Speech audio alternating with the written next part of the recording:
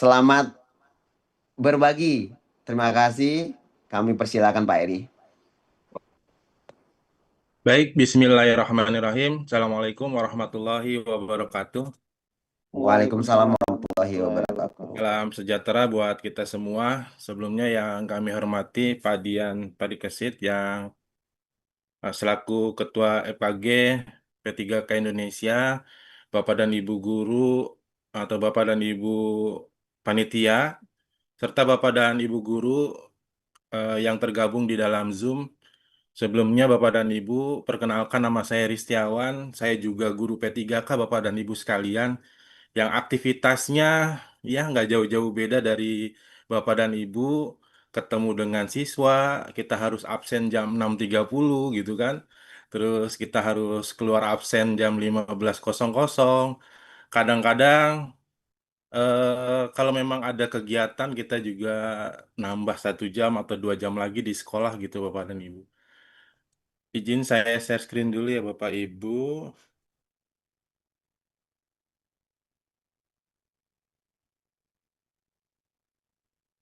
Sebentar.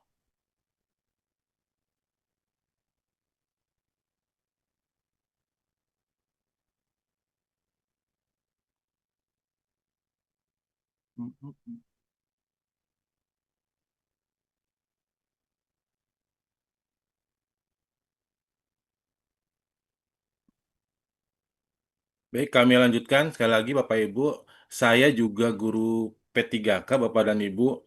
Jadi apa yang Bapak dan Ibu lakukan sepenuhnya, insya Allah juga saya lakukan gitu. Nah, pada kesempatan pagi ini, saya tidak berusaha untuk menggurui Bapak dan Ibu ya, atau mengajarkan ikan berenang gitu kan, atau menggarami lautan Bapak dan Ibu, tapi sedikit Bapak dan Ibu kita coba sharing bagaimana terkait tentang eh, penulisan pada pagi hari ini. Sebelumnya saya mengenal dunia penulisan itu sebenarnya baru ya Bapak dan Ibu. Dari tahun 2013 itu saya dipaksa untuk menulis satu buku, itu buku bahan ajar pendidikan Pancasila yang ini bekerja sama dengan Trisakti pada saat itu. Kebetulan dapat dana dari Kementerian Luar Negeri pada saat itu, eh Duta Besar Amerika, Bapak Dino Patijalal. Nah, kita dipaksa untuk membuat. Akhirnya saya menjadi salah satu bagian dari tim penulisnya gitu kan. Seiring dengan berjalan waktu, hilang motivasi kita untuk menulis. Akhirnya 2018 kami ada kesempatan untuk mengikuti pelatihan. Mungkin Bapak dan Ibu ada yang pernah mengikuti itu di LPMP DKI Jakarta, Bapak dan Ibu sekalian. Terus beberapa Bapak dan Ibu guru itu berkumpul, bekerja sama dengan media guru pada saat itu. Ini Padep juga ikut ya. Dan kita ditantang untuk menulis, diberikan reward luar biasa gitu kan. Pada saat pelatihan itu Alhamdulillah saya lahir 2 buku Bapak dan Ibu di tahun 2019 dan seterusnya dan seterusnya. Akhirnya eh menjadi ketagihan Bapak dan Ibu. Nah, ini Bapak dan Ibu sekilas yang tadi disampaikan oleh Pak Dep ya, bahwa beberapa pengalaman-pengalaman yang kita akan berbagi pada pagi hari ini.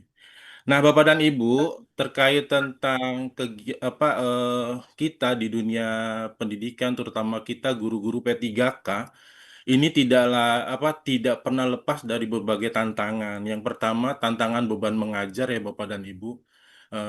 Ada yang sudah disampaikan sekitar 35 jam kita di sekolah harus mengajar, ya kan? Terus juga beberapa tugas tambahan, tambah lagi ini sekarang ada istilah guru wali.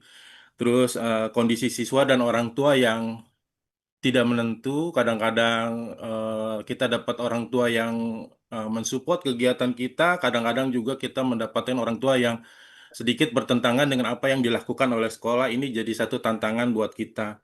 Belum lagi kita bicara tentang perubahan kurikulum atau ya ada tambahan-tambahan istilah nama, pembelajaran mendalam dan sebagainya. Ini membuat kita makin disibukkan Bapak dan Ibu. Ditambah yang terakhir mungkin ketidakjelasan dan karir dari kita guru-guru P3K gitu kan ya. Ini maunya arahnya kemana gitu.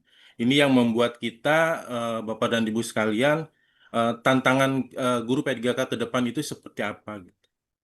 Nah, kalau tadi kita 6.30 sampai dengan jam 15.00 itu kita berada di sekolah, dan itu mayoritas semua Hmm. guru melakukan hal seperti itu, terus apa perbedaan kita, Bapak dan Ibu, pertanyaannya dengan Bapak dan Ibu guru P3K yang lain gitu. Nah, kita sama berarti. Eh, Waktu sama, mungkin mohon maaf, gaji, tunjangan, dan sebagainya itu sama. Terus apa yang membuat kita itu berbeda, Bapak dan Ibu? Ternyata Bapak dan Ibu, yang membuat beda itu adalah ketika kita sebagai seorang guru itu memiliki sebuah karya, memiliki sebuah ya karya ya, atau prestasi. Mungkin bagi kita guru P3K untuk prestasi ya mungkin ada yang diikut sertakan oleh sekolah mengikuti guru berprestasi. Tapi kan kita juga harus melihat ada beberapa rekan guru kita yang memang layak. Kayaknya agak sulit kita untuk mengikuti kegiatan itu gitu kan. Atau kita diundang menjadi narasumber-narasumber hebat, ya itu kan belum tentu juga gitu. Nah, bagaimana bagi kita guru P3 ini, P3K ini bisa membuat beda gitu. Membuat beda dari guru-guru P3K atau guru-guru yang lainnya. Nah, itu kita harus memiliki sebuah karya. Karena guru mulia itu karena karya Bapak dan Ibu. Nah, di antara sekian banyak karya atau kita ingin membuat sesuatu, cara yang mudah dan cara yang gampang itu adalah bagaimana kita mau belajar untuk menulis Bapak dan Ibu. Saya backgroundnya guru pendidikan Pancasila Bapak dan Ibu. eh, Agak aneh sedikit ya, karena mungkin kalau guru bahasa Indonesia bisa menulis itu satu hal yang wajar. Tapi saya ini guru bahasa saya ini guru pendidikan Pancasila, Bapak Ibu.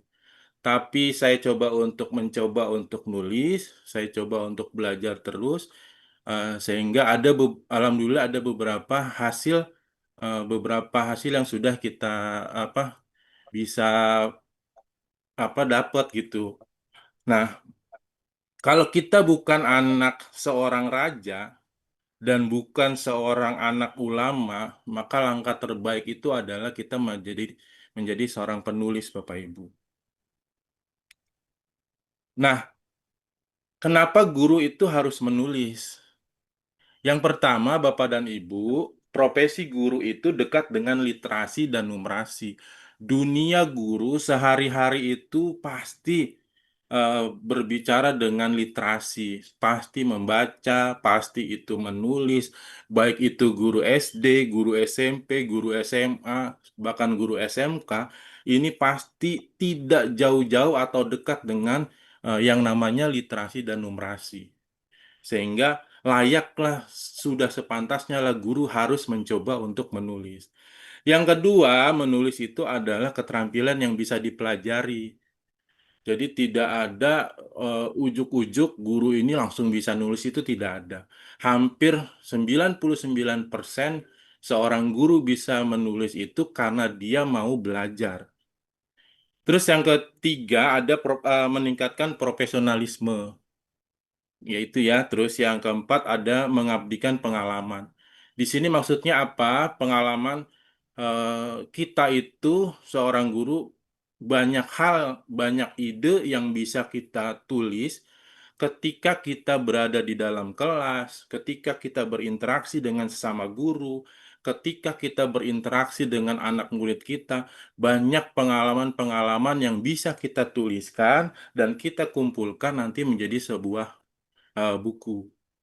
Terus manfaat berikutnya ada media berbagi ilmu, ya media berbagi ilmu. Yang berikutnya ada personal branding. Artinya personal branding ini ketika kita mendengar nama guru tersebut, kita tahu, oh ini pasti dia adalah seorang penulis, oh ini guru dari sini, oh ini dari guru sini.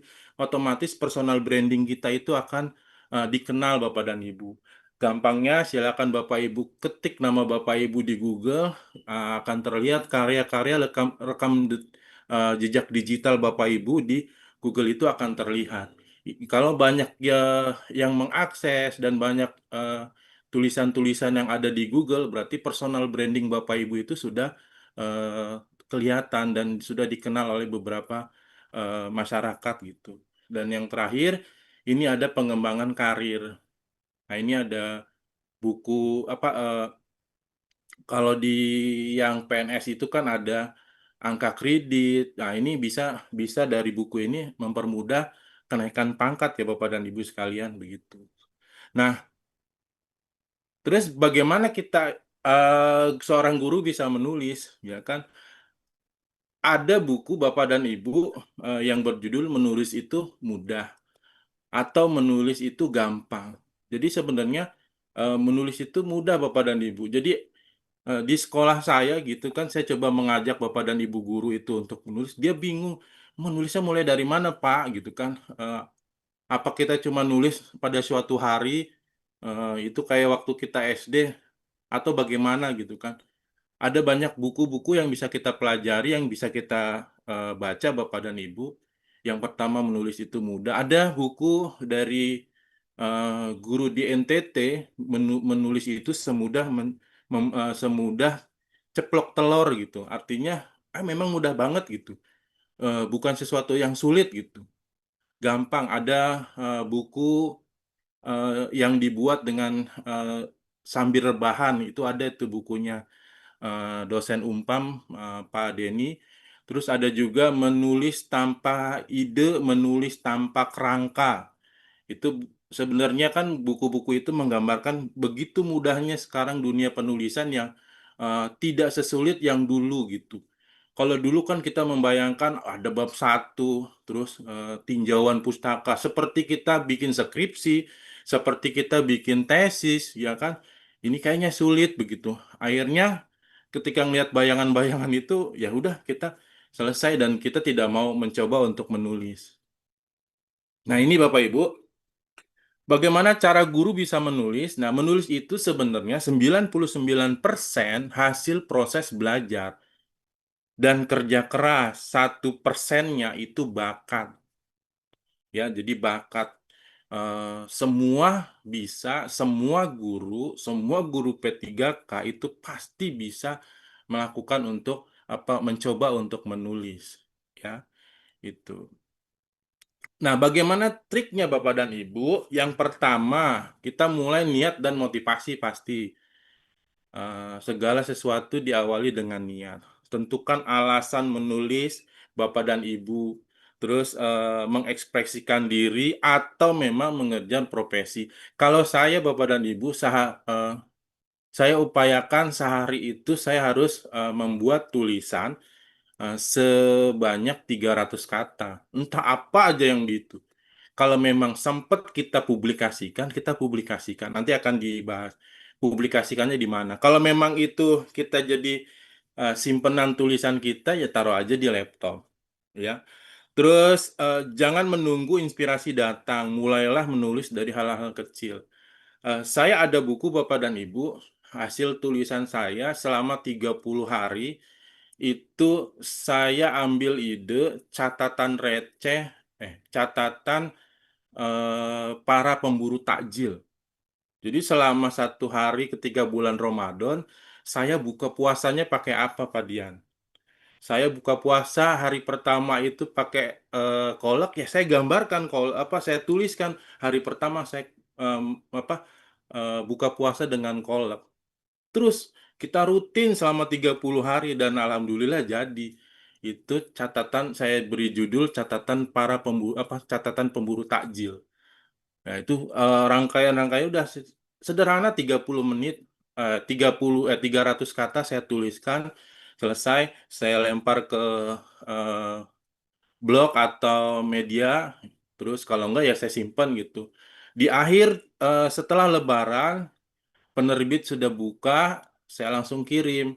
dan alhamdulillah sudah ber-ISBN. Padahal hal yang sederhana mudah kita lakukan gitu kan. Hanya setiap hari kita komitmen untuk nulis, tapi hal-halnya yang gampang. Nah, hari kedua saya buka puasanya dengan bubur kacang hijau, ya kita tuliskan bubur kacang hijau dengan dan sebagainya gitu kan. Seperti itu. Jadi jangan menunggu inspirasi. Oh, saya pengen nulis eh apa namanya supaya saya ini ngajar kayak hal-hal yang besar gitu. Itu nggak bakalan ini. Udah cari ide-ide yang sederhana-sederhana dulu. Saya ingin membuat metode pembelajaran, Pak. Saya pengen membuat materi-materi tentang pembelajaran kita di dalam kelas. Sepertinya untuk seorang pemula kayak kita semua, sepertinya itu sulit misalkan. Ya sudah kita buat hal-hal yang sederhana aja gitu. Tidak usah yang terlalu apa lebar-lebar lah atau besar-besar gitu Bapak dan Ibu. Nah, yang kedua, membaca sebanyak mungkin. Kalau bagi guru bahasa Indonesia ini mungkin tahu, setiap yang kita tulis adalah hasil olahan apa yang kita baca. Jadi setiap kita tulis itu adalah hasil olahan apa yang kita baca.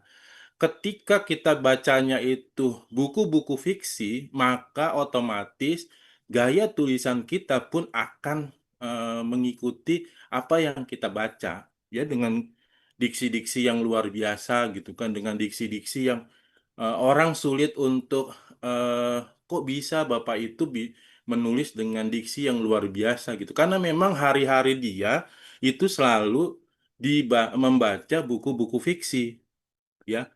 Membaca memperkaya kosakata dan gaya bahasa.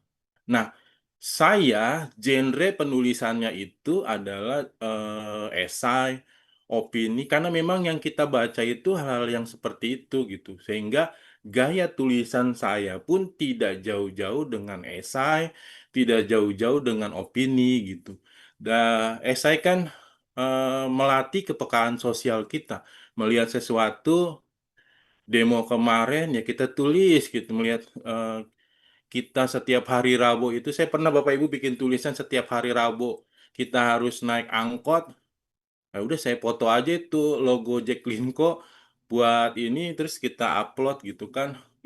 Kita kasih tulisan gitu. Dan alhamdulillah itu ternyata yang baca itu banyak gitu.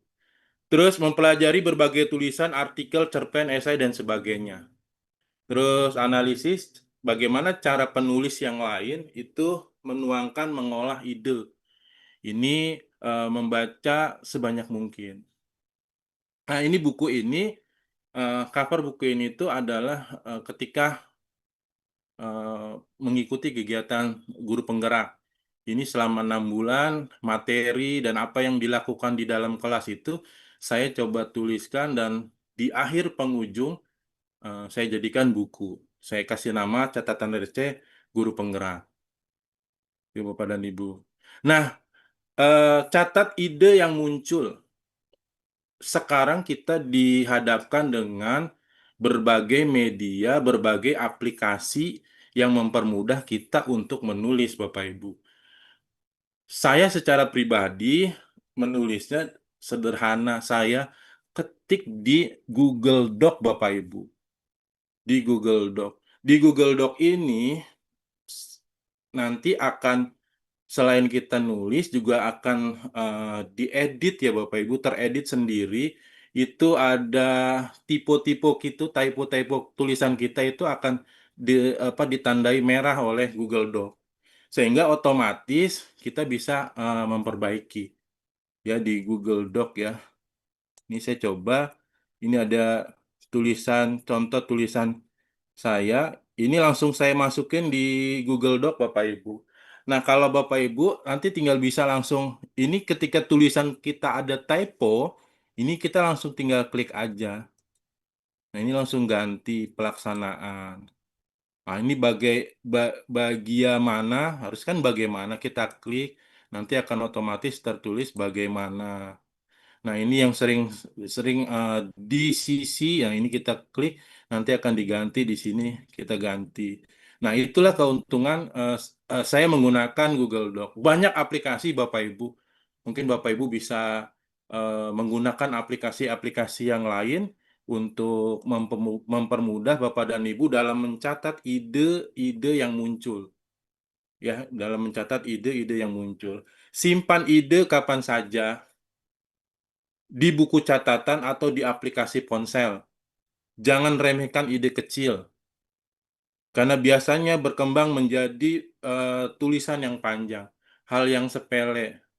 Tapi ketika kita tuangkan tulisan itu, justru yang tadinya target kita 300 kata, bisa jadi 800 kata gitu kan.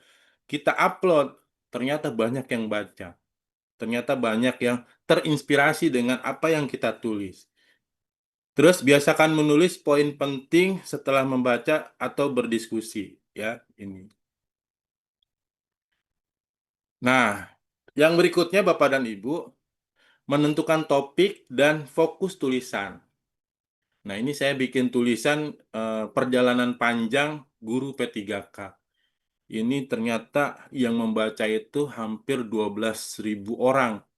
Ya, jadi topik biasanya topik-topik itu topik-topik yang sedang hangat, topik yang sedang faktual, itu kita share, terus kita taruh di eh, blog pribadi atau blog rame-rame sehingga bisa dibaca oleh orang banyak. Nah, ini. Nah, pilih topik yang dekat dengan pengalaman dan minat eh, kita, Bapak dan Ibu. Kalau kita nggak bisa nulis tentang apa metode-metode pembelajaran, nggak usah ditulis, ngapain juga gitu. Nanti akan mentok di tengah-tengah. Kalau kita nggak bisa nulis mata pelajaran, karena biasanya kalau buku teks itu gaya selingkungnya penerbit itu susah Bapak Ibu. Antara, mohon maaf, antara Yudhistira, antara Erlangga, antara penerbit yang lain itu beda-beda. Sehingga kalau kita belum mampu ke situ, ya kita tulis yang sederhana-sederhana aja. Tapi topiknya, tapi temanya, tapi judulnya judul yang menarik. Sehingga tulisan-tulisan kita itu eh, dibaca oleh orang gitu. Batasi fokus agar tulisan tidak melebar dan kehilangan arah kemana-mana. Niatnya cuma mau tulis, jangan ada dikotomi, jangan ada perbedaan atau dipisahkan antara guru P3K dengan PNS. Tapi kita bahasnya melebar kemana-mana. Ini nanti malah repot Bapak dan Ibu. Terus tentukan pesan utama. Nah, ketika menulis ini, pesan utama kan saya ingin sampaikan adalah, nah, kita sama-sama ASN, kenapa dibeda-bedain gitu. Nah, itu pesan utamanya ketika saya menulis ini. Dan sehingga banyaklah Bapak dan Ibu yang merespon tulisan saya gitu kan dengan banyak dibaca oleh orang Bapak dan Ibu. Nah, terus membuat kerangka tulisan. Yang sederhana Bapak dan Ibu, alurnya bikin pembukaan, bikin isi, ada penutup. Kalau Bapak dan Ibu kenal Om Jai, dia pakai skemanya yang 5W 1H. Ada yang langsung nulis, pokoknya udah ketemu tulis saja. Nah, itu tergantung nyamannya kita aja. Tapi kalau untuk yang sederhana, yang bagi kita pemula-pemula yang baru coba nulis, ya sudah pakai istilahnya, pakai pembukaan dulu, terus isi, langsung penutup. Udah, tinggal kita kembangkan mau dimintanya, mau nulisnya berapa, 300 kata kah, atau 400, ya kita tinggal, oh misalkan di pembukaannya itu kita pakai misalkan 100 kata, di isi atau pembahasan itu kita 200 kata, di akhirnya penutup ya kita 100 kata. Kalau minta 400, tapi kalau 300 ya tinggal sesuaikan aja. Ini struktur yang mudah, yang gampang Bapak dan Ibu. Tapi kalau yang sudah ahli sih langsung ketik aja ide ngalir, selesai. Udah tinggal nanti di endinginnya pesan yang mau disampaikan itu apa. Di akhir-akhir itu biasanya sampaikan pesan yang mau kita kirim ke orang yang pembacanya gitu. Jadi seperti itu. Nah, menulis dengan bahasa yang mengalir, ya, bahasa yang sederhana, Bapak Ibu, tidak usah pakai bahasa-bahasa yang susah dipahami oleh orang, bahasa-bahasa yang ada di buku.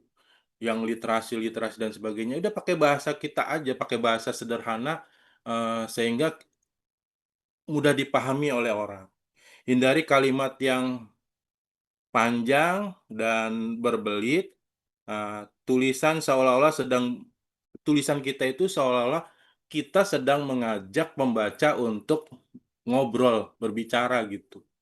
Sehingga pembicara itu memahami pesan apa yang kita sampaikan. Seperti itu Bapak dan Ibu.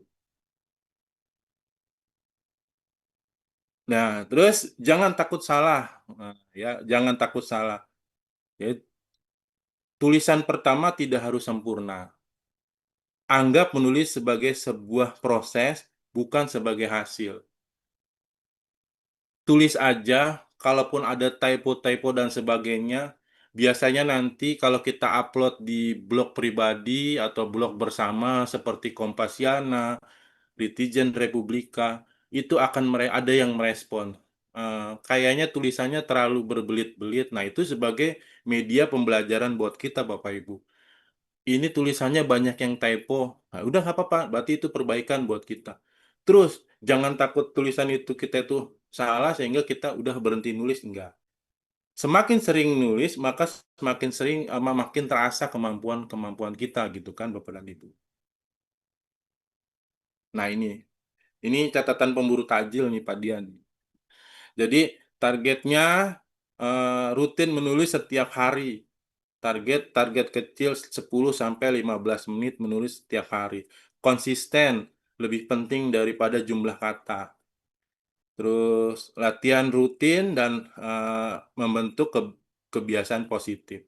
Jadi pada saat itu di bulan puasa itu, kalau bulan bulan puasa sebelumnya saya tulis yang ini nih, potret keseruan Ramadan. Kalau ini bagaimana kebiasaan-kebiasaan kita mulai dari sebelum bulan puasa itu ada munggahan, terus ada di setiap sekolah itu ada munggahan, terus ada eh, ceramah, terus ada kultum dan sebagainya. Ini kita tuliskan sampai di akhir Ramadan itu kita ada biasanya masyarakat kita itu ada ziarah ya. Itu kita tuliskan sehingga kita kasih judul Potret Keseruan Ramadan. Nah, ini. Cuman kalau yang ini bedanya ini sih isinya ya bagaimana kita cari takjil-takjil itu gitu kan.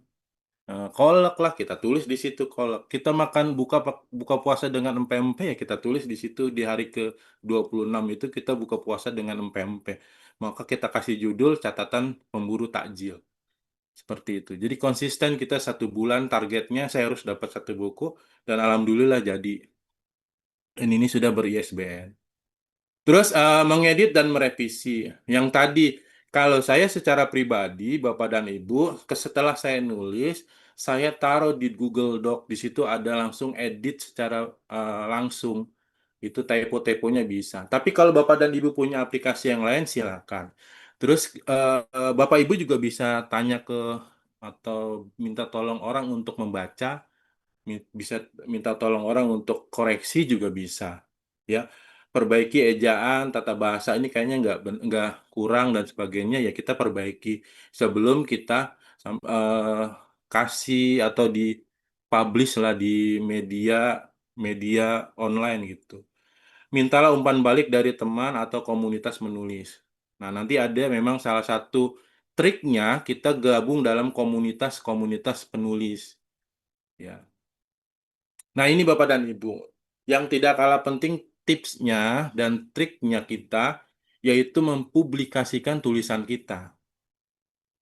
Ya, mulai dari blog pribadi, media sosial, kita bisa kirim ke Instagram, kita bisa kirim ke Facebook, kita bisa kirim ke Kompasiana yang sifatnya blog bersama, atau kita bisa kirim ke media-media online.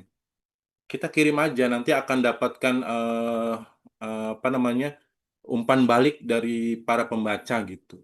Jangan takut dikritik, jadikan itu sebagai bahan belajar. Semakin sering dipublikasikan, maka semakin percaya diri kita gitu. Tidak usah ngelihat siap jumlah yang baca, terus kita publikasikan tulisan-tulisan kita itu supaya dibaca oleh orang gitu kan. Nah, ini tulisan contohnya saya buat tulisan menjadi guru siapa takut. Ini saya taruh di blognya Republika, Ritijan Republika. Itu pada tanggal kemarin ya, baru tanggal 9 bulan Juli kita kirim gitu. Jadi terus Bapak dan Ibu, banyak sekarang media-media yang bisa kita manfaatkan untuk belajar kita dalam menulis. Terus tergabung dalam beberapa komunitas penulis. Nah, ini salah satu trik juga buat kita ketika kita punya tulisan. Kalau di AGP PGRI, saya tergabung, biasanya mereka melarang untuk share dalam bentuk link. Ini langsung dibina sama Pak Catur Nur Rohman. Kalau ada yang mengirim dalam bentuk link, langsung dihapus oleh Pak Catur. Kita wajib menulis atau mengirim di grup itu dalam bentuk tulisan asli, sehingga nanti akan mendapatkan apa namanya respon dari Bapak dan Ibu yang tergabung di grup tersebut. Ya, itu kalau di AG PGRI, AGP PGRI. Terus ada media guru, ada satu guru.id, ada Kombis. Cari teman sejalan agar lebih termotivasi. Dia akan langsung memperbaiki, langsung memberikan respon, ini tulisan seperti ini. Kalau memang itu tulisan kita bagus, mereka akan merespon juga. Ini tulisan bagus, tulisan pokoknya membuat kita itu semangat. Terus jangan lupa juga ikut kelas Bapak dan Ibu, ikut workshop-workshop penulisan. Sekarang zamannya pembelajaran lewat Zoom juga ada. Baik yang gratis maupun yang berbayar itu sekarang banyak Bapak dan Ibu. Kalau kita ingin mengembangkan dunia penulisan ya kita mau tidak mau harus ikut pelatihan-pelatihan ini gitu. Banyak Bapak dan Ibu kita ambil dari narasumber-narasumber yang luar biasa, baik yang kelasnya sifatnya hanya tingkat kecil sampai tingkat nasional itu sekarang banyak. Bahkan media-media online yang sekarang itu rutin melakukan kegiatan pelatihan-pelatihan untuk guru. Dan nanti setelah jadi tulisan langsung diupload ke media online-nya dia gitu kan. Itu tuh juga banyak Bapak dan Ibu.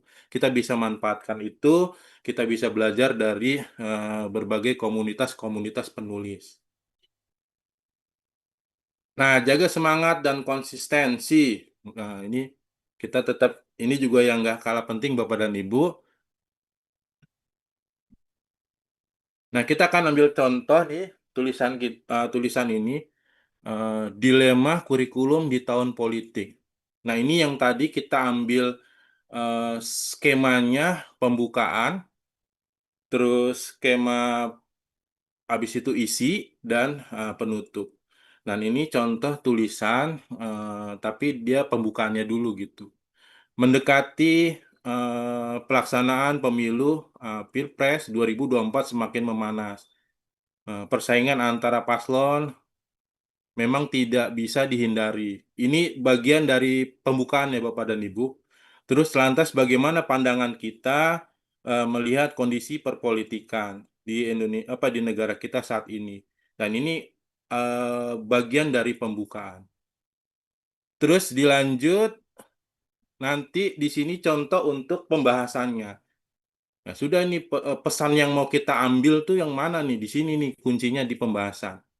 Ketika berbicara tentang tahun politik, kita pasti akan melihat calon presiden terpilih melakukan berbagai program yang strategis untuk masyarakat, di mana salah satu program yang dilakukan yaitu memperbaiki dunia pendidikan. Mereka akan bekerja dengan baik agar ada perubahan dan nantinya akan berdampak untuk kemaslahatan masyarakat. Nah, kita lihat ini barangkali semua sepakat maju atau tidaknya suatu negara ditentukan oleh pendidikan. Nah, kita udah mulai proses pembahasan di sini, Bapak dan Ibu. Dan terakhir nanti baru dikasih penutup. Perubahan kurikulum yang ditetapkan pasti tidak lepas dari kondisi yang ada di negara tersebut. Berbagai sebagai seorang guru pastinya kita akan bisa mengikuti perubahan kurikulum tersebut. Kurikulum dinamis yang dapat berubah mengikuti perkembangan politik. perubahan kurikulum yang diikuti dengan berbagai perubahan, diantaranya adalah dengan bagaimana cara guru yang mengajar mengikuti kodrat alam dan kodrat zaman, dan yang terpenting bagaimana guru dapat melakukan pembelajaran dan memberikan pelayanan yang terbaik bagi peserta didiknya. Nah, ini jadi pesannya di sini adalah perubahan kurikulum itu tidak jadi masalah. Yang penting bagaimana kita itu melakukan pembelajaran dan memberikan pelayanan yang terbaik kepada peserta didik kita. Itu pesannya, Bapak dan Ibu. Nah, langkah berikutnya dari tulisan itu kita masukkan ke dalam Google Doc. Ini untuk editnya, Bapak Ibu. Tapi kalau Bapak Ibu punya gacuan aplikasi sendiri, silakan pakai gacuannya itu gitu. Pakai aplikasi yang biasa Bapak Ibu pakai. Kalau saya menggunakan aplikasi ini. Langsung setelah itu, jangan lupa Bapak Ibu dicek plagiatnya. Kalau saya pakai cek plagiatnya itu menggunakan ini Bapak Ibu. Nah, nih, saya pakai ini gratis. Nanti dia akan tulisan yang kita tulis itu apakah sudah pernah ditulis oleh orang lain atau belum. Kalau sudah, nanti kita bisa paraphrasein sehingga tulisan kita itu aman untuk dipublikasikan. Satu tulisan, terus kita konsisten. Besok kita buat tulisan lagi dengan cara yang sama. Besok kita buat lagi tulisan dengan yang cara yang sama. Hasil tulisan-tulisan itu nanti langsung kita bisa bukukan dan menjadi sebuah buku Bapak dan Ibu. Jadi sederhana, nggak kayak dulu kita berpikir bab satu isinya apa, bab dua isinya apa, bab tiga isinya apa, kita kan bingung. Kalau saya buatnya seperti itu Bapak Ibu. Konsisten nulis setiap hari, publikasi, terus lakukan itu. Kalau kita sudah punya modal 30 tulisan atau berapa tulisan, ya sudah kita kumpulkan tulisan itu dan kita angkat jadi buku, kita taruh di penerbit yang mana. Setelah itu nanti urus ISBN-nya dan kita punya satu buku. Jadi sederhana sekarang dalam membuat buku. Ini beberapa penerima bukunya Bapak dan Ibu. Terakhir Bapak Ibu, ini ada kutipan dari Prof. Ngainun Naim.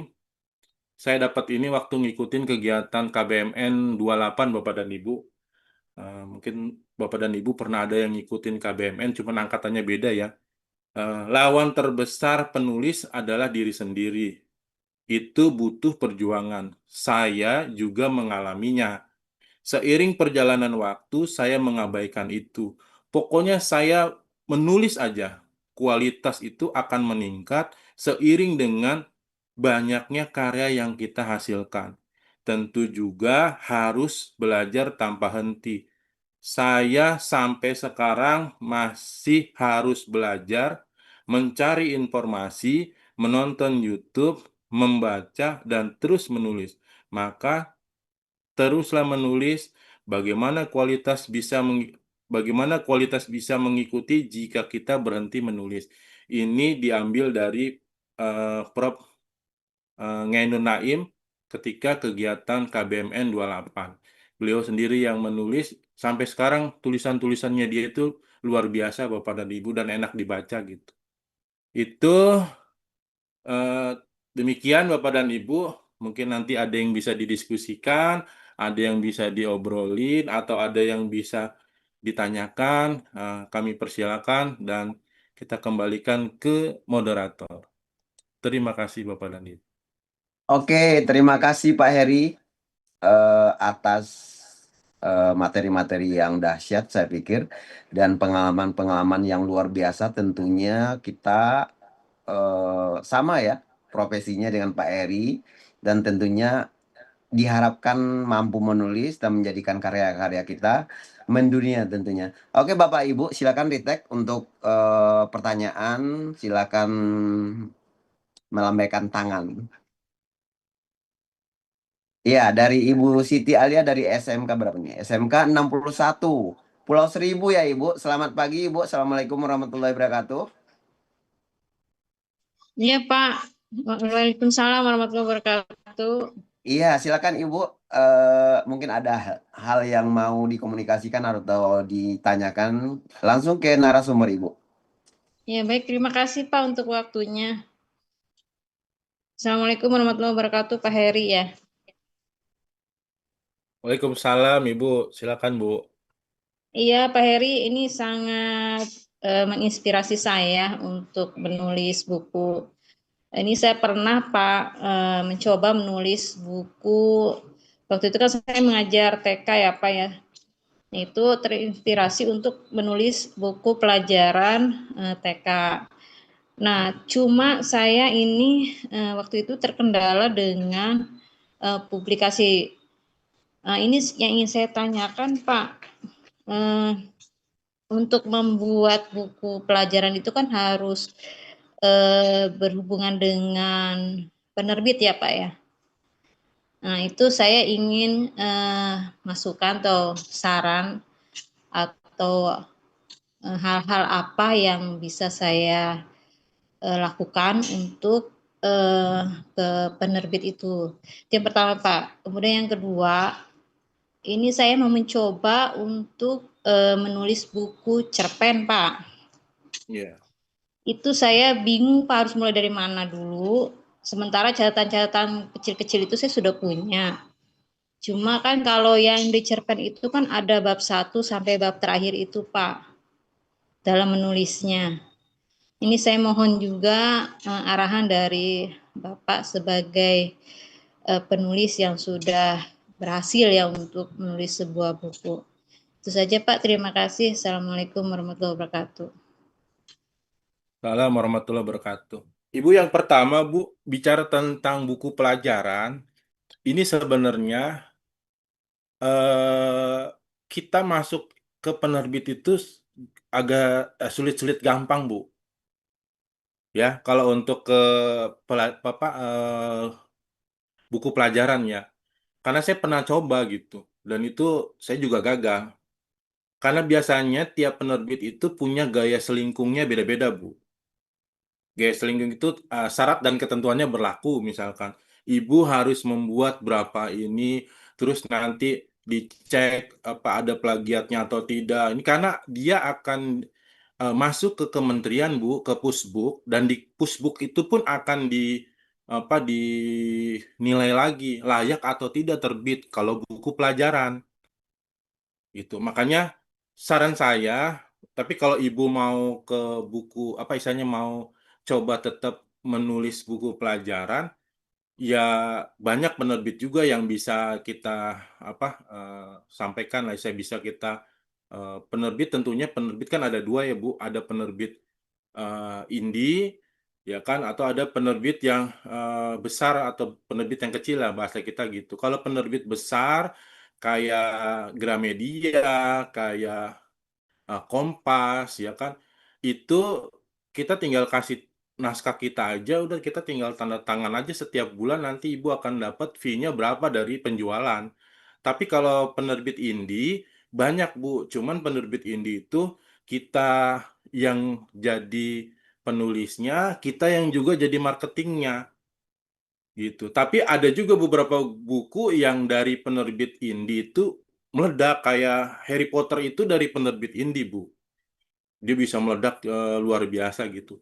Nah, makanya kalau memang ibu tetap mau menulis eh, buku pelajaran, ya nanti ada beberapa, tapi kita masuknya ke penerbit indie. Karena kalau penerbit yang besar, penerbit besar itu, kita harus bersaing dengan para penulis-penulis, apalagi banyak lah guru-guru yang sudah menulis di mata pelajaran TK itu, Bu. Kita harus bersaing dan sepertinya susah gitu.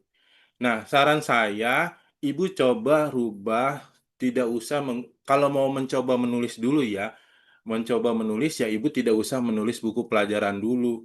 Nah, bolehlah tadi menggunakan apa, Ibu coba kumpulan-kumpulan cerpen, atau kumpulan puisi, atau kumpulan esai, atau kumpulan-kumpulan artikel yang sudah dipublikasikan, dan itu bisa jadi buku, Bu, gitu kan. Nah, kalau bicara cerpen, saya terbatas nih Bu bicara cerpen karena genre saya bukan cerpen, bukan cerpenis gitu. saya hanya esai. Kalau saya coba buat cerpen, saya ikut beberapa pelatihan-pelatihan cerpen, jadi saya coba tulis cerpen, tapi dikoreksi, ini cerpen yang ke esai-esaian, kata dia gitu sama pembicaranya. Aduh, saya bilang, karena memang butuh diksinya, butuh hal-hal yang kalimat-kalimatnya itu yang agak aneh-aneh kalau kata saya gitu, yang dibaca kayaknya susah tapi ada makna tersendiri yang tersirat. Itu yang saya nggak dapat, Bu, kalau untuk cerpen. Makanya saya agak terbatas untuk membantu Ibu dalam penjelasan masalah cerpen. Mungkin nanti ini ada moderator kita juga cerpenis nih, Bu, dia bisa membantu kita untuk coba eh, bicara tentang cerpen. Itu seperti itu. Terus ada lagi Bapak Ibu di kolom chat ya. Ini kalau untuk plagiat yang di yang gratis itu biasanya jumlah katanya terbatas Bapak Ibu. Jumlah kata terbatas. Nah, tapi kalau yang berbayar kayak Turnitin kan satu file aja kita masukin udah langsung ketahuan gitu. Tapi karena ini apa kita gratis, kalau nggak salah 1.000 kata itu kita bisa masukkan. Nah, berapa plagiarismenya? Ya itu tergantung kalau Bapak Ibu mau upload di media online itu juga punya gaya selingkungnya. Boleh diupload di sini plagiatnya itu tidak lebih dari 5%. Ya berarti cek tulisan Bapak Ibu kalau nanti lebih dari 5% maka otomatis tidak akan dipublish. Kayak kumparan itu susah tuh Bapak Ibu. Kumparan Bapak Ibu ketik kirim di kumparan itu dia udah kayak tesis sendiri itu. Jelas itu kalau kita salah tulisannya dia akan langsung dikasih tahu kesalahan-kesalahan tulisannya. Tulisan ini pernah diupload oleh ini dan sebagainya itu ada. Makanya pakai plagiarisme ini supaya kita mempermudah untuk diupload ke media online gitu. Ya tergantung medianya ya tadi. Kalau misalkan kita kayak Kompas itu luar biasa kita bisa masuk itu plagiatnya kalau bisa sih tidak ada. Tapi ada media-media yang ngasih 3 sampai 5% itu masih boleh dipublish. Itu tergantung medianya ya Bapak Ibu untuk kalau kita mau publish. Jadi seperti itu Bapak Ibu sekalian. Silakan Pak Dep. Terima kasih Pak untuk pengalamannya Baik, dan terima penjelasan. kasih Pak Heri dan Bu Siti Alia dari SMK Negeri 61 Jakarta. Pulau Seribu ya Bu ya kalau nggak salah ya. Iya Pak, betul. Wih, Pulau Seribu. jauh. Keren, Iya, keren. Masih sempat belajar bersama ya Ibu. Terima kasih Bu iya. waktunya. Sama-sama Pak, terima kasih.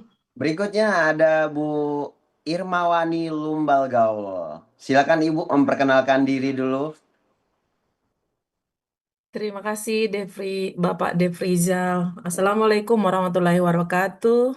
Waalaikumsalam warahmatullahi wabarakatuh. Iya, terima kasih. Sangat terinspirasi banget ya dengan apa yang disampaikan Pak Heri.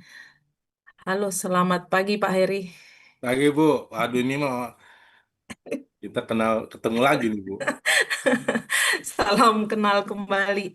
Iya Pak Heri, saya sangat terinspirasi banget ini. Kalau dari pengalaman Pak Heri tadi, saya pernah mengikuti media guru juga, ikut berbagai lomba. Saya menghasilkan satu buku juga. Terus cuma saya itu tadi Pak, konsistensi itu nggak dapet. Itu yang pertama. Akhirnya ketika melihat judul Bapak ini saya sangat ini banget. Yang mau saya tanyakan Pak ini, kalau Bapak kan mata pelajaran Pancasila ya mungkin ke politik itu bisa gitu.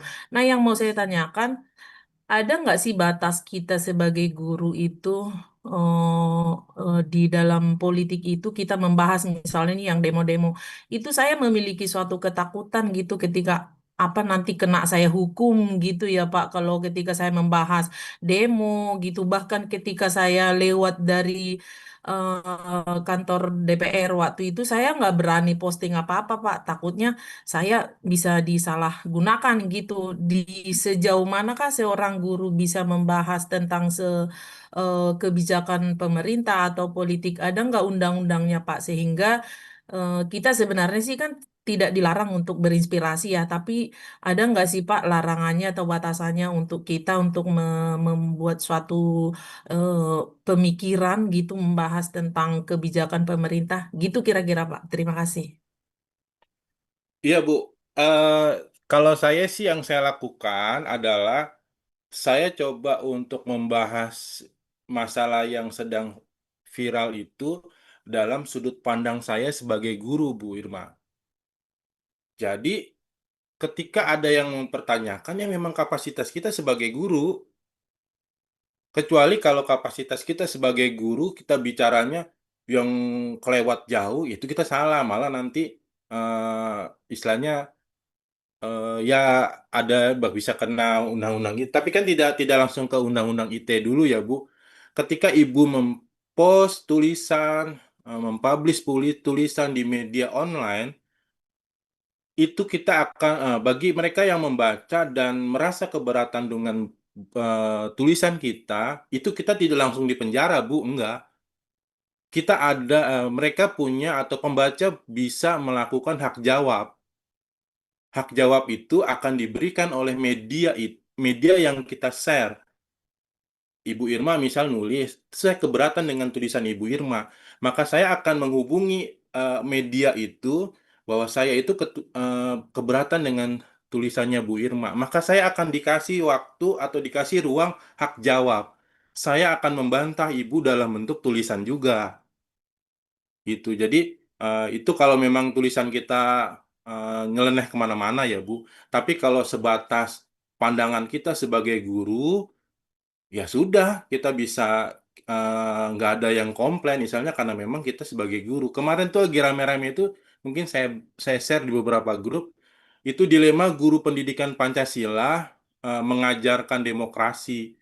Nah, karena ngelihat yang demo yang seperti itu, nah kita ngajar di dalam kelas kan harusnya kan yang lurus demokrasi itu seperti ini. Kenapa ketika siswa itu melihat di lapangan, kok jadi anarkis kayak begitu, jadi bakar-bakaran dan sebagainya, itu jadi dilema. Dan itu saya tulis, Bu, saya coba publish tuh, dan alhamdulillah nggak ada yang respon macam-macam karena memang itu kapasitas kita sebagai guru gitu. Nah, itu kalau saya lakukan itu. Dan kalaupun nyeleneh-nyeleneh juga ada yang keberatan, pembaca itu dikasih hak jawab kok, Bu, di media itu dan bisa membantah, tapi dalam bentuk tulisan ya, bukan langsung nangkep Ibu dan sebagainya, enggak gitu. Ada hak jawabnya. Itu seperti itu. Itu dari Dewan Pers dan memang seperti itu gitu. Itu Bu Irma. Oke, baik Pak. Terima kasih Pak Heri. Sukses terus. Yang Terima penting nulis kasih. saja, Bu, nggak apa-apa, Bu. Iya, siap. Terima kasih Bu Irma. Selanjutnya, makasih Pak Eri sudah menenangkan ya Bu Irma. Selanjutnya ada Pak Andreas dari SMK 61 kembali nih, dari Pulau Seribu nih. Ya, terima kasih Pak. Ya, langsung Izin, perkenalan Pak ya, Andreas. ya, ya izin saya Andres Pak dari SMK 61, temannya Bu Alia juga.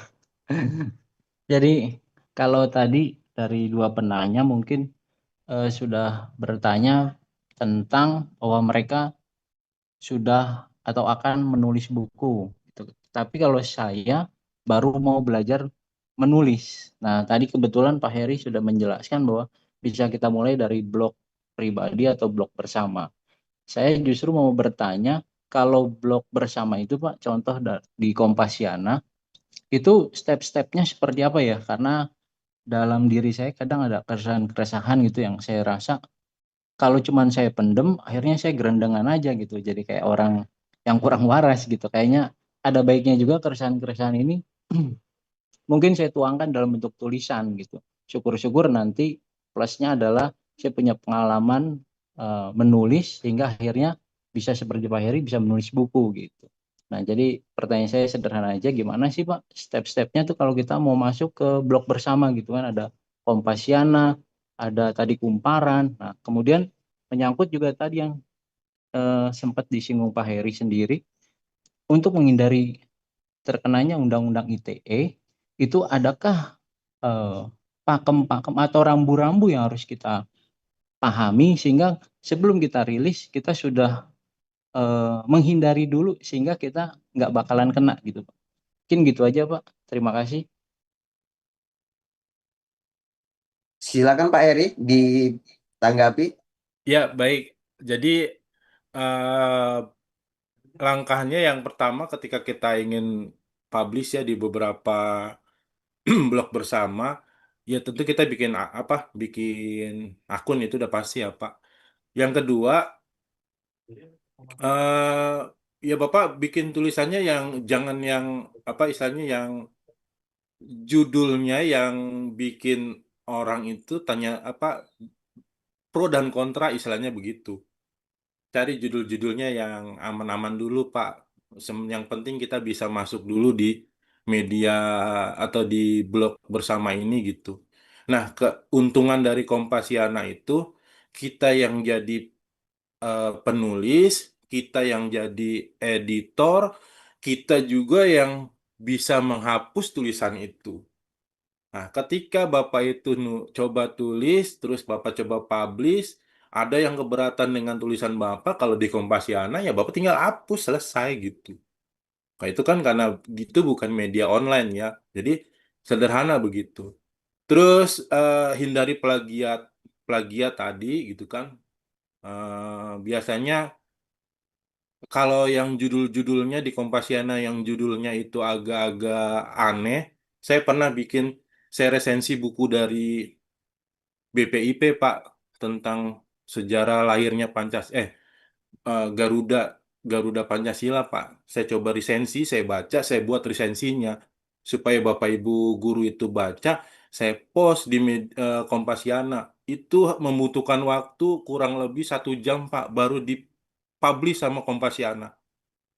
Karena dia harus ngecek dulu karena judulnya itu agak-agak aneh lah menurut Kompasiana gitu kan.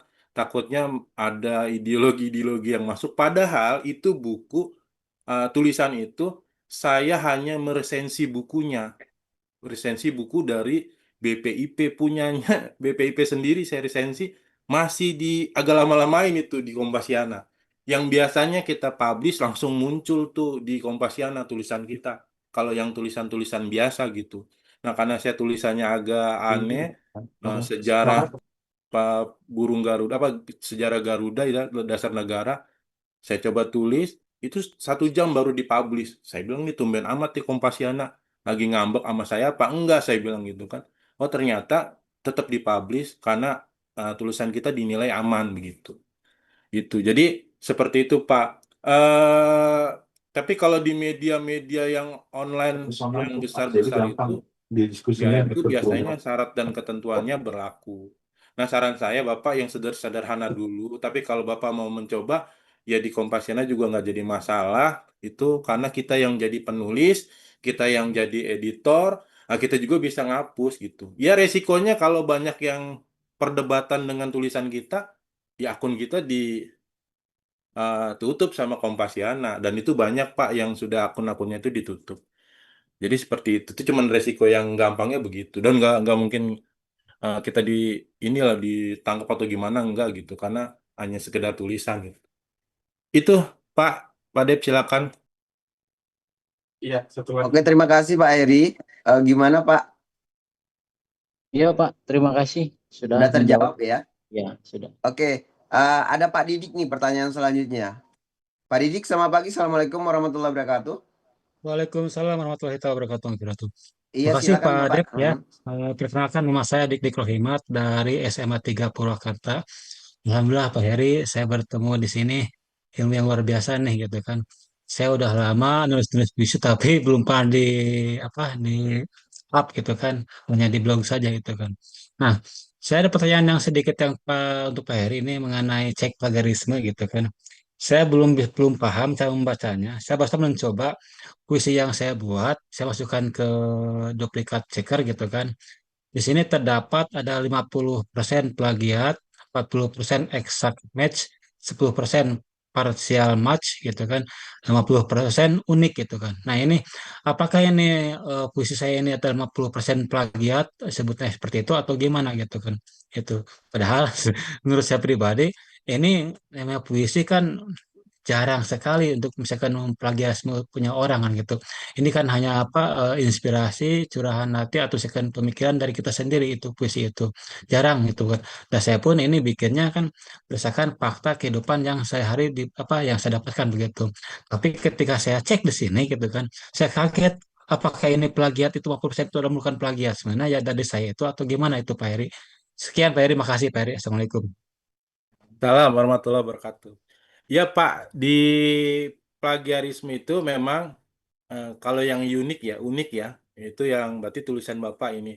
Nah, ketika tulisan Bapak itu ternyata plagiarismenya tinggi, itu bukan berarti plek ketiplek Bapak ngambil dari tulisan orang. Kadang-kadang dia membacanya hanya beberapa kata yang mirip dengan tulisan yang pernah dipublish di tempat lain, itu sudah terbacanya Bapak plagiat.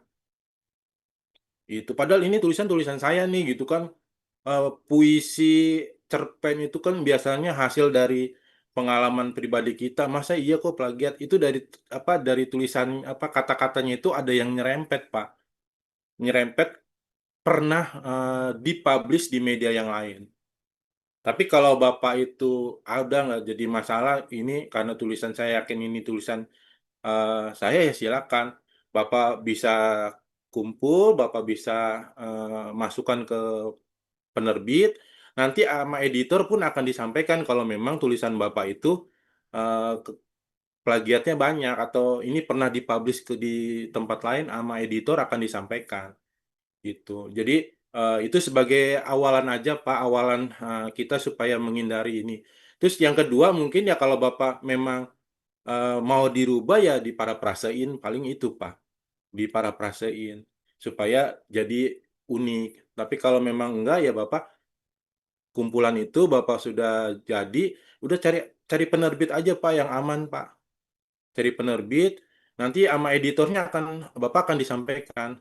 Oh Bapak ini tulisannya kayaknya pernah di ini, nanti dia akan ganti atau didiskusikan sama Bapak sebagai penulis.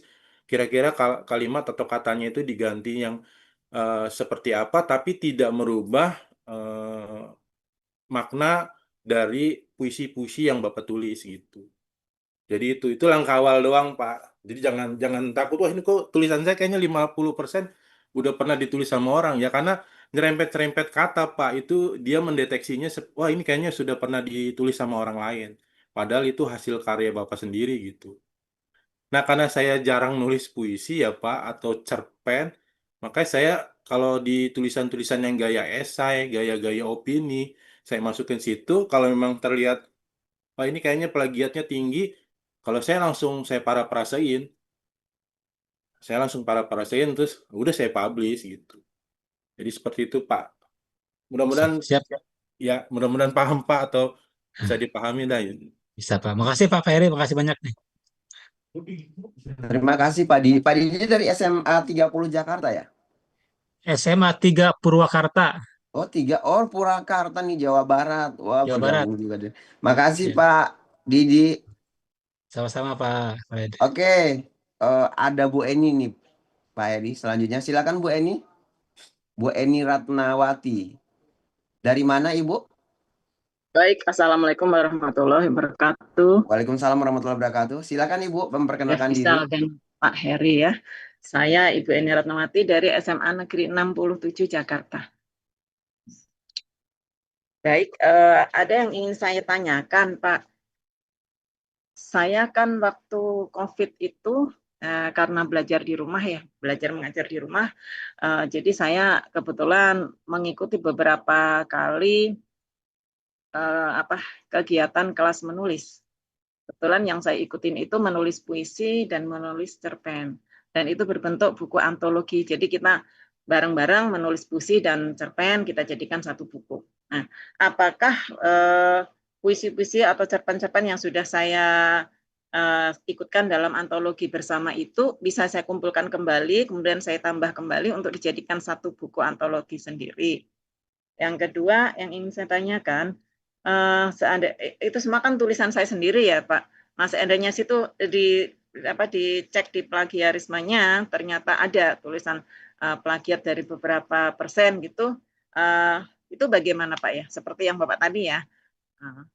Selanjutnya satu lagi, untuk mengurus atau mendapatkan ISBN itu bagaimana caranya? Terima kasih Pak Heri. Assalamualaikum warahmatullahi wabarakatuh. Silakan Pak Heri.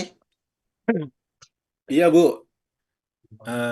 Untuk buku antologi, akan sebenarnya udah jadi buku ya, Bu ya. Ya, Tapi betul. tulisan kita kan ada di situ, satu Betul. judul lah istilahnya. Betul. Ah, Ibu bisa ambil tulisan-tulisan Ibu dari beberapa buku antologi yang udah pernah Ibu buat bersama beberapa komunitas. Ibu Betul. kumpulkan. Kalau itu sekiranya satu ide, satu tema, nanti Ibu bisa kasih judul dan sebagainya, dan itu bisa, sepengetahuan saya kemarin terakhir, itu bisa Ibu jadikan buku solo. Iya, ini Buku solo kumpulan, ya namanya. iya, jadi buku solo. Nah, itu keuntungan kita nulis buku antologi begitu, Bu. Kalau itu tulisannya misalkan puisi semua enak, Ibu tinggal ambil, kumpulin jadi buku solo. Nah, eh, Betul. kalau Ibu cek tadi di plagiarismenya kok kayaknya tinggi itu kan tulisan saya gitu kan. Itu hanya awal aja, Bu, karena kesesuaian kata Ibu dengan yang lain itu sama. Sehingga aplikasi itu membaca bahwa tulisan Ibu itu plagiat, padahal kan enggak. Itu nggak usah jadi masalah, Bu. Ibu Oh, jalan aja, tidak usah Ibu dirubah ya. nggak usah, Ibu kumpul, terus Ibu taruh di penerbit. Nah, penerbit itu banyak, Bu. Nah, nanti kita bisa japri dah, Bu. Penerbit itu banyak. Siap. Cari yang harganya juga yang nggak begitu mahal. Nanti Ibu dapat fasilitasnya apa? Itu layout, ada editor, ada cover, berikut pengurusan ISBN. Nah, Oh, bersama udah. penerbit ya. Iya, Ibu tulisan Ibu itu Oh, langsung kasih ke penerbit, udah Ibu tinggal tunggu duduk manis doang, nanti akan dia mhm. editin, nanti Ibu akan dihubungin, tolong bikin surat keaslian karya SKK, Ibu bikin di atas materai, Ibu kirim ke penerbit, ini nanti akan dapat proofreadingnya. Proofreading itu tahapan akhir, Ibu baca ulang. Kalau sudah, Ibu Ibu kirim revisinya, udah tinggal tunggu. Nanti buku Ibu yang ber-ISBN akan terbit. Jadilah Ibu satu buku itu. Jadi nggak ngurus sendiri ya Pak ya. Oh, capek Bu ngurus sendiri Bu.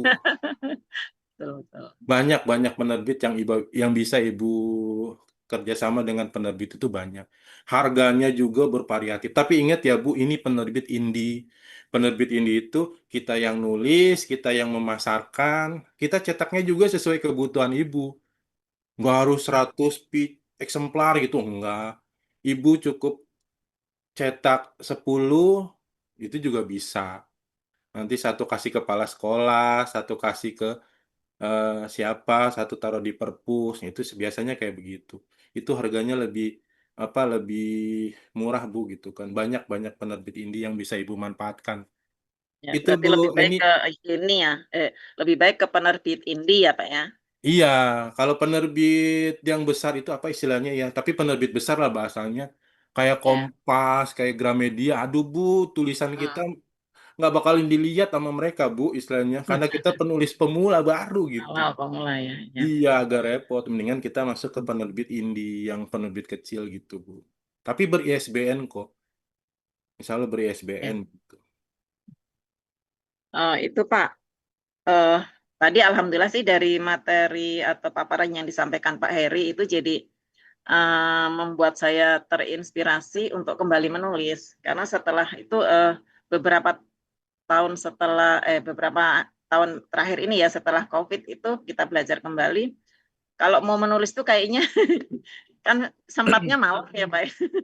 Waktu apa kelas kelas menulis itu juga kan adanya sesudah Isa gitu. Dulu masih bisa. Terakhir-terakhir kan kalau habis Isa itu kayaknya ngantuk. Pengen melanjutkan nulis lagi itu kendalanya di ngantuk. Dulu juga pernah ikut yang di Kompasiana itu Pak siapa yang terkenal itu Pak Pak Om Jai, Om Jai. Om J ya udah ikut ke kelasnya Om J juga beberapa kali masuk grup tapi ya nggak sampai ke masuk Kompasiana lagi. Akhirnya stuck lagi itu. Padahal kepengen banget. Kalau mau ke opini itu agak-agak takut gitu sih, Pak. Kalau Ya. bikin opini artikel gitu agak-agak ada rasa takut, makanya saya lebih ke Yang puisi, aman ya, Bu. cerpen gitu. Iya. Kenapa? Iya, yang aman, cerpen, puisi Cari itu yang jauh aman. lebih aman. Ya, kebetulan aman dan memang sukanya di situ. Ya, terima kasih banyak Pak Heri. Ya, Bu, kalau untuk mau memulai sih, ya saya nggak bisa bilang ibu harus mulai dari sini. Itu bagaimana ibu nyamannya untuk memulai yang sebelumnya itu bagaimana memulainya, yaitu ibu yang tahu. Saya lagi pandemi juga, Bu, ikut beberapa kelas menulis, ikut buku antologi, tapi saya jadi satu buku solo, Bu, pas ketika pandemi. Oh, Masya Allah. Saya kasih judul Guru dan Pandemi. Nah, ini sama kayak kita, Bu, bagaimana kita belajar pakai Google Meet lah, kita belajar eh, pakai Zoom, terus pembelajarannya bagaimana, sama kayak kita belajar itu saya tuliskan, alhamdulillah jadi satu buku, Bu, Guru dan Pandemi, saya kasih Itu ya, judul. pengalaman bukan opini ya Pak ya. Enggak, itu esai, Bu. Di satu sisi, Kapolri juga bikin buku tuh, Kapolri dan Pandemi. Nah, saya juga bikin Guru dan Pandemi. Udah, saya. Masya Allah. Masya Itu, Allah. Pak Dep, silakan. Ya, Oke, baik pertanyaan Pak. terakhir ya. Makasih Bu Eni. Ya, Satu pertanyaan sama-sama. Terima lagi kasih ada. juga. Assalamualaikum warahmatullahi wabarakatuh. Waalaikumsalam warahmatullahi wabarakatuh. Ada pertanyaan terakhir nih, karena kita ada sesi kedua nanti akan dari Leguti ya. Baik, silakan Bu Ida. Ya, baik Pak. Assalamualaikum warahmatullahi wabarakatuh. Waalaikumsalam warahmatullahi wabarakatuh. Pertanyaan saya Pak Heri, saya sedang belajar untuk menulis resensi nih, sinopsis buku begitu. Nah, cuma saya masih karena kemarin baru sekali ya Pak, baru sekali menulis resensi. Pertanyaan saya adalah bagaimana tips dan trik menulis resensi yang baik? Itu pertama. Kemudian yang kedua, apakah ada Pak kerjasama antara penerbit atau penulis untuk kita buatkan resensi sehingga kita membaca buku baru tentunya gitu kemudian kita resensikan. Terima kasih Pak. Iya, Bu. Ini keunikan dari menulis resensi, Bu. Kita bisa melakukan dua hal sekaligus. Yang pertama, kita bisa membaca. Yang kedua, kita bisa melakukan kita bisa menulis. Ada beberapa komunitas. Saya kemarin ikut Bu AGP PGRI, ikut lomba penulisan resensi. Kita dikasih buku baru, Bu. Buku baru itu gratis, tapi tebalnya segede gaban, Bu, harus dibaca itu. Dan alhamdulillah saya masuk, Bu, yang peringkat pertama, dapat dapat duit tuh, Bu, 250.000, lumayan gitu kan. Nah, kalau saya trik-triknya yang pertama, Bu, ya kita baca dari awal sampai akhir, Bu. Dari awal sampai akhir dulu, selesai kita baca, terus kita lihat hal-hal yang eh kalau yang saya tahu ya, mohon dikoreksi ya, Bu. Identitas bukunya kita tuliskan, terus ya tadi pembukaannya kita tulis dari buku-buku yang kita baca, kita buat pembukaannya. Terus jangan lupa penerbit itu biasanya atau penulis buku itu ketika buku itu pengen diresensi itu pengen tahu keunggulan atau kelebihan dan kelemahan buku. Ibu banyakin di kelemahan bukunya, ibu banyakin di hal yang biasanya yang perlu diperbaiki di buku itu maka dia akan eh, menang lah, Bu, kalau kata saya begitu. Karena kalau biasanya resensi buku itu dibuat sama penulis ngambilnya yang bagus-bagusnya aja. Yang bagus-bagusnya aja sama penulis itu, ini udah biasa. Tapi kalau dia ngasih kritik-kritikan, di akhir itu ngasih kritikan dan dikasih solusinya, maka tulisan resensi kita pasti jadi yang bagus, Bu, jadi yang terbaik. Dan itu sudah pernah saya coba kemarin, ya alhamdulillah peringkat pertama, Bu, dari berapa guru gitu. Itu dapat. Yang mama saya Pak. Iya, Bu, yang di Pak Ya, Catur ya, Bu. ya saya ikut tapi makanya saya pengen belajar Nah, banyak. Nah, itu saya tulis di situ banyakin banyakin apa namanya? Saya bahas itu kekurangan-kekurangan bukunya dan jangan lupa dikasih solusi. Nah, jadi si penulis buku itu tidak merasa saya sudah capek-capek nulis, tebelnya sudah luar biasa, masih disalahin sama orang, tapi kita kasih solusi. Nah, solusi inilah yang membuat uh, si penulis itu berterima kasih. Itu. Terus coba resensi-resensi yang lain, saya coba resensi-resensi yang lain. Saya kadang minta buku dari beberapa teman. Saya minta buku, tolong kirimin, nanti saya resensiin, saya publish. Itu penulis senang, Bu. Ada beberapa buku yang sudah saya resensi itu ada. Mungkin kalau Ibu tahu Bu Emi 30, itu 2 bukunya saya resensi, Bu. Bu Emi SMP 30, wakil kurikulumnya. Saya dikirimin, saya resensi 2 bukunya, terus saya publish gitu kan. Kupu-kupu Pira kalau nggak salah, satunya lagi apa gitu. Itu kita resensi. Terus bukunya Pak Sugiharto juga SMP 68 juga, wayang teacher juga kita resensi gitu, dan itu mereka senang. Maka makin banyak resensi, maka kita jadinya melakukan 2 hal sekaligus, membaca dan menulis. Yang penting itu banyakin solusi-solusinya, banyakin kelemahan-kelemahan buku dan solusi. Maka itu yang bagus, Bu, kalau di resensi begitu. Itu, Bu, mudah-mudahan bisa dipahami. Gimana Bu Ida? Berarti itu nanti kita bisa minta sama penulis gitu Pak, atau penerbit, atau mengajukan permohonan gitu Pak? eh Bisa, Bu, tapi kalau misalkan ada penulisnya yang mau mau apa istilahnya Ibu coba mau resensi, Ibu tinggal apa hubungin penulisnya aja. Misalkan Ibu punya teman guru yang sederhana dulu aja, beberapa guru yang sudah menulis buku, saya mau resensi, ya Ibu nanti Ibu tinggal hubungin penulisnya. Kalau yang kemarin kita di AGP kan emang sengaja dilombakan itu kalau itu kan otomatis kita pasti dikasih buku itu. Ibu langsung menghubungi aja sama penulisnya. Kalau penerbitnya kemungkinan nggak bakalan kasih kecuali dia yang mengadakan perlombaan sendiri. Lebih baik Ibu ngomong sama penulisnya. Itu ada Pak Dep, Bu, bukunya bisa Ibu resensi, Bu. Nanti bisa dipublish, itu luar biasa juga, Bu, gitu. Itu ya, Bu. Terima kasih Pak. Oke Bu Ida, dari SMP mana Bu? Dari sekolah mana Bu? Saya Izin. dari SD Negeri Ujung Menteng 01 pagi Pak. Ujung Menteng 01 pagi. Wah, udah bergabung. Terima kasih Bu. Ternyata Ibu Sama-sama. juga sering aktif ya mengikuti berbagai pelatihan menulis ternyata. Terima kasih rekan-rekan hebat. Pak Heri juga sebagai narasumber di satu pagi hari ini sudah berbagi banyak hal pengalaman, otomatis cakrawala kita makin bertambah tentunya, dan saya baca di kolom chat Zoom kita banyak rekan-rekan yang akan kembali mengungkapkan perasaannya, baik itu tulisan fiksi ataupun non fiksi tentunya. Terima kasih Pak Heri untuk ilmu dan pengalaman yang luar biasa dahsyatnya. Semoga teman-teman banyak yang mulai di pagi hari ini menulis, dan bahkan kita rencananya untuk menjadikan sebuah buku ke depannya. Terima kasih kembali Pak Heri. Oke, telah hadir di tengah kita, kita lanjutkan kembali narasumber kedua.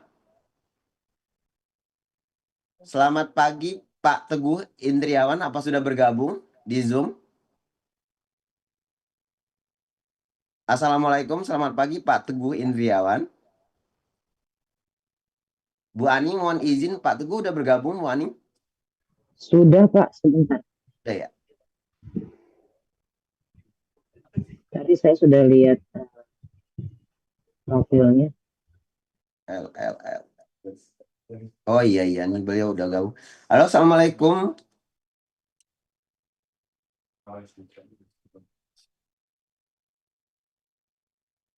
Pak Teguh, selamat pagi.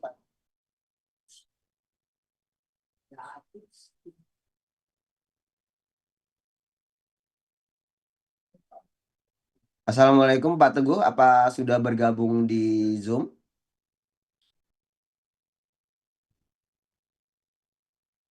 Bisa dikontak Bu Ani? Namanya siapa Bu Aning tadi? Lekuti Sedang Media. ditelepon Leguti, di situ namanya Leguti Pak.